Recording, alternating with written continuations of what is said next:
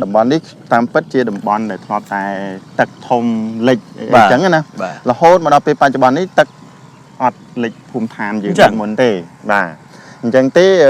ខ្ញុំគិតថាទៅមុខទៀតនឹងអភិវឌ្ឍច្រើនអភិវឌ្ឍច្រើនដូចជាអាចនឹងមានគេថាថ្នល់កស៊ូនៅត្រោយខាងកើតណាបាទហើយអាចនឹងមានរោងចក្រសហគ្រាសអីហ្នឹងគេនឹងមកវិនិយោគនៅក្នុងមូលដ្ឋានយើងនៅត្រោយខាងកើតដែលគេផ្លូវអាចធ្វើការដឹកជញ្ជូនកសិផលដឹកជញ្ជូនផលិតផលរបស់រោងចក្រសហគ្រាសហ្នឹងទៅកាន់ទីផ្សារបានឬក៏អាចនឹងមួយទៀតអាចនឹងមានកំពង់ផែកំពង់អីអាចដឹកជញ្ជូនតាមផ្លូវទឹកអីនៅតំបន់នេះតែម្ដងហើយជាក់ស្ដែងដោយបងធ្វើដំណើរមកពីភ្នំពេញអញ្ចឹងយើងឃើញមានរោងចក្រសហគ្រាសហ្នឹងមកគៀកយើងនេះហើយដេញមកគៀកចិត្តដល់ភូមិឋានយើងហើយអ្វីដែលសំខាន់ទៀតហ្នឹងឃើញថាបងប្អូនជាកម្មការិនីយើងដែលគាត់ទំនេរពីធ្វើស្រែធ្វើភ្លឺហ្នឹងណាគាត់ទៅធ្វើការរោងចក្រនៅគៀកនេះផ្ទះនេះហើយអញ្ចឹងបាទន័យថាតិចទៀតហ្នឹងគឺសบายនៅតំបន់យើងគ្រប់ជម្រាបសួរប្រិមិត្តដែលកំពុងតែតាមដានទស្សនានៅលើ page CSP Media លោកនាងកញ្ញាពេលនេះរៀងក្តៅបន្តិចយើងកំពុងតែនៅហាក្តៅក៏ប៉ុន្តែមិនជាអ្វីទេជម្រាបសួរបងបាទជំរាបសួរអរគុណបងជាអនេកសម្រាប់នៅក្នុងការផ្ដល់ជូននៅកិច្ចសម្ភារខ្លីហើយពី CSP Media គឺតែងតែនាំអារម្មណ៍ប្រិមិត្តទៅតាមដានទស្សនាទាំងកសិកម្មទាំងរឿងរ៉ាវផ្សេងៗមួយចំនួនទៀតរបស់សង្គមដែលជាផ្នែកមួយបង្ហាញឲ្យឃើញអំពីការរីកចម្រើនបង្ហាញឲ្យឃើញអំពីការខិតខំប្រឹងប្រែងរបស់បងប្អូនប្រជាកសិករយើងមែនតើទៅឥឡូវនេះបងកំពុងតែស្ថិតនៅក្នុងភូមិមួយនៃខេត្តកំពង់ឆ្នាំងបងអាចជួយជម្រាបជូនបន្តិចបានទេបងបាទអរគុណបងប្អូនបាទជំរាបសួរបងប្អូនទស្សនិកជនជាថ្មីម្ដងទៀតតាក់ទងនឹងភូមិឋានដែលយើងខ្ញុំរស់នៅនេះគឺគេហៅថាភូមិក្អែកពងភូមិក្អែកពងបងណាបាទភូមិក្អែកពងបើយើងនិយាយឲ្យស្រួលស្ដាប់វាហាក់បីដូចជាពាក្យដំណាលមួយដែលបង្ហាញឲ្យឃើញថាភូមិនេះប្រវត្តិនឹងបែបណាបងអាចដឹងខ្លះទេមើលទៅបងតាមពិតទៅប្រវត្តិនេះបើតាមខ្ញុំគិតទេណាបើមិនដឹងច្បាស់ដែរទេបើសិនជាតាមការគិតហ្នឹងថាប្រហែលជាដំណតពីមុនមកហ្នឹងអាចនឹងពាក់ព័ន្ធនឹងសត្វក្អែកនឹងគួតពងអីចឹងទៅចាស់ទុំហ្នឹងពីដើមឡើយឲ្យតែមានអ្វីជាកត់សម្គាល់មួយហ្នឹងគឺគាត់តែងតែហៅតំបន់នោះគឺទៅតាមអ្វីដែលគាត់ចង់កំណត់សម្គាល់នឹងឲ្យងាយស្រួលក្នុងការហៅណាអញ្ចឹងប្រហែលជាមកពីសត្វក្អែកហ្នឹងវាពងទៅគេសន្មតថាភូមិក្អែកពងនេះតាមអ្វីដែលខ្ញុំគិតណាកាក់ស្មានបាទព្រោះតាំងពីកើតមកឃើញតែដូនតាហ្នឹងហៅថាភូមិក្អែកពងហើយក៏អត់បានដឹងថាចាស់ទុំលោកបានសរសេរទុកមានប្រវត្តិអីយ៉ាងម៉េចទេបាទប៉ុន្តែបើតាមការគិតផ្ទាល់ខ្លួនរបស់ខ្ញុំឯងបាទទស្សនិកជនបាទទោះបីជាបែបណាខុសត្រូវអីអធិស្ឋានផងប្រិមិត្តទស្សនិកជនជាពិសេសបងប្អូនយើងនៅម្ដុំភូមិក្អែកពងនេះដែលផ្ទាល់តែម្ដងបងនៅនេះយើងមើលពីខាងមុខតែម្ដងគឺមើលឃើញអំពីបឹងឥឡូវយើងនិយាយពីប្រវត្តិតិចបងក្នុងនាមបងជាអ្នកភូមិមិនមែនជាអាជ្ញាធរមូលដ្ឋានទេក្នុងនាមបងជាអ្នកភូមិអ្នករស់នៅទីតាំងនេះបើគិតជាឆ្នាំអាចនឹងប្រហែលឆ្នាំទេបងរស់នៅទីតាំងនេះបងតាមពិតទៅខ្ញុំរស់នៅទីនេះយូរហើយតែមិនមែនថាយើងដឹងច្រើនទេគ្រាន់តែថាយើងទៅធ្វើការនៅភ្នំពេញយើងទៅកន្លែងតំបន់អីផ្សេងឆ្ងាយអញ្ចឹងទៅក៏អត់ដឹងថាបឹងនេះគេអភិវឌ្ឍគេធ្វើអីឬក៏គេកសិកម្មឬក៏គេធ្វើផលនេសាទអីយ៉ាងម៉េចដែរទេប៉ុន្តែប្រហែលឆ្នាំចុងក្រោយដែលបងមករស់នៅភូមិឋានយើងវិញនេះគឺភាគច្រើនបងប្អូនគាត់ធ្វើស្រែបាទដូចទស្សនិកជនឃើញអញ្ចឹងក្រោយខ្នងខ្ញុំសិតតែជាស្រែប្រាំងបាទបន្ទាប់មកគេ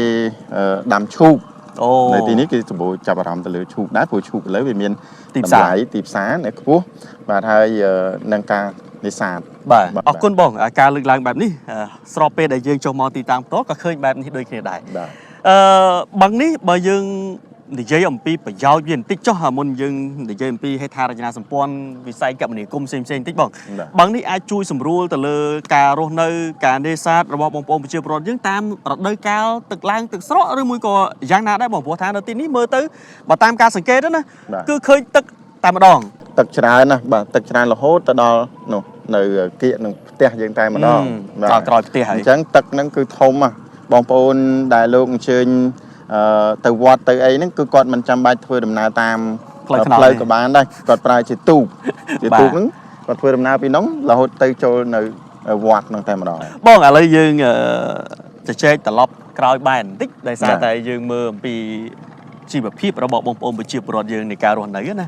បច្ចុប្បន្នយើងមើលឃើញថាប្រទេសយើងគឺជាប្រទេសដែលកំពុងតែអភិវឌ្ឍអញ្ចឹងបងអាចប្រៀបធៀបនៅរយៈពេលប្រហែលឆ្នាំមុនបន្តិចហើយនឹងមកទល់នឹងពេលបច្ចុប្បន្នក្នុងនាមបងជាអ្នកមូលដ្ឋាននៅទីនេះជាប្រជាពលរដ្ឋក្នុងនាមជាប្រជាពលរដ្ឋខ្ញុំសូមបងជួយលើកឡើងនឹងមើលឃើញបែបណាទៅសម្រាប់អ្នកនៅក្នុងភូមិយើងនេះនិងអ្នកនៅក្នុងឃុំនៅក្នុងស្រុកយើងដែលស្ថិតនៅក្នុងខេត្តមួយនៅខេត្តកំពង់ឆ្នាំងនៅក្នុងតំបន់ហ្នឹងឥឡូវនេះមានការអភិវឌ្ឍរីកចម្រើនបែបឯណាខ្លះពីមុនមកតំបន់នេះគឺមានការលំបាកនឹងច្រើនទី1ចង់និយាយអំពីវិស័យអប់រំចាស់វិស័យអប់រំឃើញថាសាលាយើងពេលនោះមិនទាន់មានកម្រិតអីដល់អនុវិទ្យាល័យដល់ទៅ2អីនៅក្នុងភូមិតែមួយទេបាទអញ្ចឹងបងប្អូនកូនចៅដែលជាសិស្សានុសិស្សហ្នឹងគាត់មករៀនហ្នឹងគឺមានការលំបាកអញ្ចឹងណាលំបាកថងថាម៉េចគឺគាត់ត្រូវធ្វើដំណើរទៅរៀនដល់ទីរួមស្រុកទៀតហ្នឹងគ្រាន់តែអនុវិទ្យាល័យណាបាទគឺនៅទីនេះមានតែបឋមហ្នឹងអាចតិចថ្នាក់ទៀតតែឥឡូវនេះយើងមានគ្រប់ភូមិហើយសាលា11ភូមិមិនថាគ្រប់ទេ11ភូមិយើងមាន10ភូមិហើយដែលមានសាលារៀនណាបាទក្នុងឃុំពើទឹកនេះវាមាន11ភូមិអញ្ចឹងមានសាលារៀន10ភូមិហើយបាទហើយសម្រាប់អនុវិទ្យាល័យវិញយើងមានដល់ទៅ2ទៀតក្នុងឃុំតែមួយហ្នឹងចង់និយាយអំពីការអភិវឌ្ឍពីតិចទៅច្រើនកើនដែលធ្វើឲ្យបងប្អូនឬក៏ក្មួយៗជាសិស្សានុសិស្សហ្នឹងគាត់មានលទ្ធភាពរៀនហ្នឹងនិយាយពីការវិស័យអប់រំមួយដល់និយាយអំពីវិស័យបាទគមនាគមន៍វិញកាលពីមុនមកនៅទីនេះអត់មានផ្លូវអីល្អស្រួលទេបាទឃើញថាយើងពិបាកធ្វើដំណើរអីដែរបាទសម័យមុនហ្នឹងគឺសង្កត់ថាផ្លូវតបតេះបោះអីហ្នឹងពិបាកហើយមកដល់ឥឡូវយើងមានផ្លូវគួរក្រហមស្អាតប្រជាពលរដ្ឋយើងហ្នឹងគឺគាត់មានលទ្ធភាពទិញម៉ូតូរថយន្តអីជិះទៅវាអត់មានផលលំបាកដូចមុនទៀតទេហ្នឹងតកតងនឹងផ្លូវគមនាគមន៍ហើយក៏អរគុណដែរឥឡូវនេះថ្មីនេះឮថាអាចនឹងមានផ្លូវបេតុងទៀតតាមរយៈការទទួលបានព័ត៌មានពីមន្ត្រីក្នុងមូលដ្ឋានអីគាត់បានប្រាប់មកណាបាទអញ្ចឹងក៏ឃើញថាក្នុងនាមជាពលរដ្ឋគឺសប្បាយចិត្តដែរបាទទទួលសមិទ្ធផលអញ្ចឹងបានន័យថាពីមុនមកដល់ធ្លាប់អត់ឥឡូវយើងមានបាទហើយបើនិយាយពីការឆ្លងទូកឆ្លងអីដូចបងមានផ្សាយមកអញ្ចឹងគឺពីមុនមកអត់មានទូកដកអីច្រើនដែលយើងអត់មានជំរើសតែមិនណាតែឥឡូវមានជំរើសឲ្យចង់ឆ្លងតាណាក៏បានដែរក្នុងមូលដ្ឋានហ្នឹងបាទអញ្ចឹងអាចសង្ឃឹមថាមិនយូរនឹងឆាប់ទេក៏អាចនឹងមានស្ពានឆ្លងកាត់សង្ឃឹមតែអញ្ចឹងចង់ព្រោះងាយស្រួលទៅងាយស្រួលមកដោយមិនរងចាំអំពីការឆ្លងដកទេបងអិនសវណ្ណរានៅក្នុងនាមបងជាប្រជាពលរដ្ឋនៅក្នុងមូលដ្ឋានផ្ទាល់បងគិតថាមើលទៅតាមការសង្កេតមើលណាអនាគតទៅមុខមើលទៅនៅក្នុងមូលដ្ឋានភូមិនេះឬក៏ឃុំនេះនៅក្នុងខេត្តរបស់ខេត្តកំពង់ឆ្នាំងហ្នឹងអាចនឹងមានការអភិវឌ្ឍបែបណាទៀតបើតាមប្រទេសកំពុងអភិវឌ្ឍមានន័យថានឹងមិនលែងដៃអភិវឌ្ឍទេគឺត្រូវតែបន្តទៅមុខទៀតហើយបងមានអីចង់លើកឡើងបន្តិចតំបន់នេះតាមពិតជាតំបន់ដែលធ្លាប់តែទឹកធំលិចអញ្ចឹងណារហូតមកដល់ពេលបច្ចុប្បន្ននេះទឹកអត់លិចភូមិឋានយើងដូចមុនទេបាទអញ្ចឹងទេខ្ញុំគិតថាទៅមុខទៀតនឹងអភិវឌ្ឍច្រើនអភិវឌ្ឍច្រើនដូចជាអាចនឹងមានការថាថ្នល់កស៊ូនៅត្រោយខាងកើតណាបាទហើយអាចនឹងមានរោងចក្រសហគ្រាសអីហ្នឹងគេនឹងមកវិនិយោគនៅក្នុងមូលដ្ឋានយើងនៅត្រោយខាងកើតដែលគេផ្លូវអាចធ្វើការដឹកជញ្ជូនកសិផលដឹកជញ្ជូនផលិតផលរបស់រោងចក្រសហគ្រាសហ្នឹងទៅកាន់ទីផ្សារបានឬក៏អាចនឹងមួយទៀតអាចនឹងមានកំពង់ផែកំពង់អីអាចដឹកជញ្ជូនតាមផ្លូវទឹកអីនៅតំបន់នេះតែម្ដងហើយជាក់ស្ដែងដោយបងធ្វើដំណើរមកពីភ្នំពេញអញ្ចឹងយើងឃើញមានរោងចក្រសហគ្រាសហ្នឹងមកគៀកយើងនេះហើយដេញមកគៀកចិត្តដល់ភូមិឋានយើងហើយអ្វីដែលសំខាន់ទៀតហ្នឹងឃើញថាបងប្អូនជាកម្មការិនីយើងដែលគាត់ទំនេរពីធ្វើស្រែធ្វើភ្លឺហ្នឹងណាគាត់ទៅធ្វើការរោងចក្រនៅគៀកនេះផ្ទះនេះហើយអញ្ចឹងបានន័យថាតិចទៀតហ្នឹងគឺសบายនៅតំបន់យើងបាទហើយអរគុណដល់អាជ្ញាធរមូលដ្ឋានដែរដែលលោកប្រឹងប្រែងហើយសង្ឃឹមថាលោកនឹងជួយបន្ថែមទៀតឲ្យធ្វើយ៉ាងម៉េចបានផ្លូវបេតុងមកងាយស្រួលក្នុងការធ្វើដំណើរឲ្យបងប្អូនកម្មការិនីយើងហ្នឹងគាត់ទៅធ្វើការទាញយកសេដ្ឋកិច្ចឲ្យក្រុមគ្រួសារបាទហើយនឹងបងប្អូនជាសិស្សានុសិស្សអីដែលគាត់ជានិស្សិតហ្នឹងគាត់ទៅរៀននៅភ្នំពេញហ្នឹងគាត់មិនពិបាកធ្វើដំណើរទៅផ្លូវខាងនោះវាឆ្ងាយអញ្ចឹងទៅគាត់ឆ្លងតាមនេះទៅភ្នំពេញហ្នឹងគឺលឿនតែម្ដងហ្នឹងគឺគ្រាន់តែជាការយល់ឃើញខ្លះត្រួសរបស់យើងខ្ញុំទេបាទមិនដឹងថាទៅមុខទៀតហ្នឹងវាត្រូវ 100% យ៉ាងម៉េចនេះគាត់ជាទស្សនវិស័យគិតថានឹងអភិវឌ្ឍទៅមុខបែបកម្រិតហ្នឹងបាទអរគុណបងប្អូនប្រិមិត្តដែលកំពុងតាមដានទស្សនា PCSP Media ដូច្នេះយើងខ្ញុំនៅទីនេះជាមួយនឹងក្រុមការងារហ ហើយនឹងយើងខ្ញុំនឹងនៅតែបន្តចុះទៅតាមបណ្ដា